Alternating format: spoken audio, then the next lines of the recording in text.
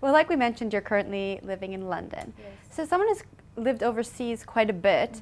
How do you think the country has changed, or how have you perceived it to change since 1990?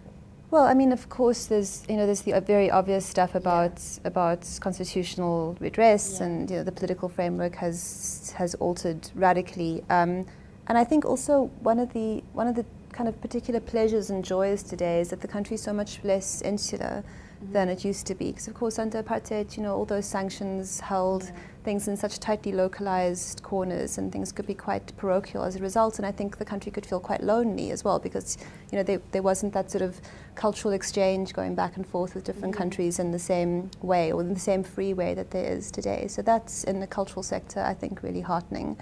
And then, it's an interesting thing, isn't it? Because, of course, the country has both shifted radically, and then certain things have remained quite calcified as well.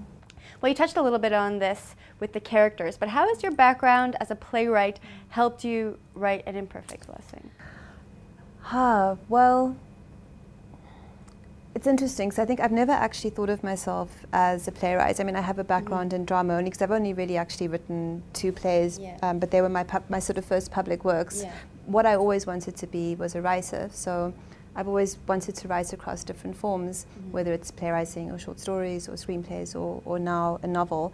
And it really is a question of I think, again, it's this question of the story almost dictates the form, right? So in the same way that a story will come to you, it will also in some ways insist how it wants to be told, and the parameters around which it wants to be told.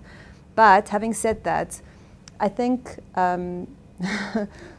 as a theatre maker, I think a lot about my audience, and so as a writer I think a lot about my readers, and yes, what's going to kind of make them think, but also what's going to give them pleasure, because I think pleasure is a very important part of reading, and loving characters and being invested in them, and wanting to kind of root for them and go with them, because it's a huge thing to ask someone, I think, to spend a lot of time reading what you've written.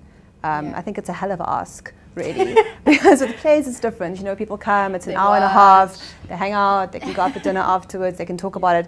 Whereas if you ask someone to read your book, especially, it's quite a long book, you're really asking them to hang out with you exclusively for like all their free time for a couple of weeks. I think it's fair for you to ask that. Thank you, but it is a big thing to ask. All right, this book is, we've already spoken, it's based in South Africa, a very South African book. Do you think international communities want to hear our story here in South Africa?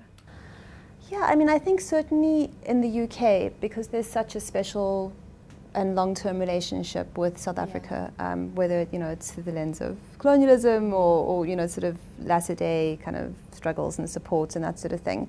But I do think, and this is quite normal, that the kinds of things we're talking about at home and the kinds of ways in which we're thinking about South Africa and race and community and culture are much more nuanced and much more complicated than the way in which they're understood by people who are sort of outside the country. Because I think they're quite reproduced ideas about what South Africa is, and so there's certain images that are always kind of put out there, and so it would be interesting to know at what point it will open up a little bit more, and there'll be space for other kinds of stories.